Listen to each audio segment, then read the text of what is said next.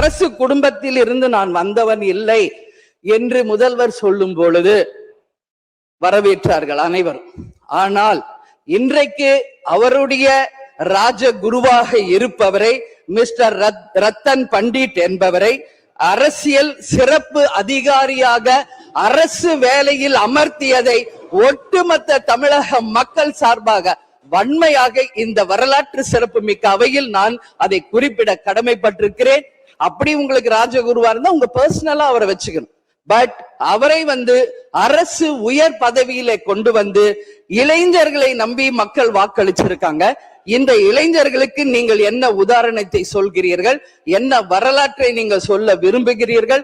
ஏன்னா இன்னைக்கு மக்கள் ஜனநாயகத்தை நம்பி இளைஞர்கள் கையில ஆட்சியை கொடுத்திருக்கிறார்கள். அப்போ வருங்காலம் இளைஞர்களும் வருங்காலத்திற்கும் இந்த அரசு ஒரு முன் உதாரணமா இருக்க வேண்டும் என்பதுதான் என்னுடைய ஒரு கோரிக்கை என்பதை இந்த நேரத்துல நான் ஆணித்தரமாக பதிய வைக்கிறேன். தேசிய முற்போக்கு திராவிட கழகத்தின் சார்பாக உரையாற்றிய மாண்புமிகு உறுப்பினர் திருமதி பிரேமலதா விஜயகாந்த் அவர்கள் ஓரிரண்டு கருத்துக்களை தெரிவித்து தெளிவுபடுத்த வேண்டும் என்று கேட்டுக்கொண்டார்கள்.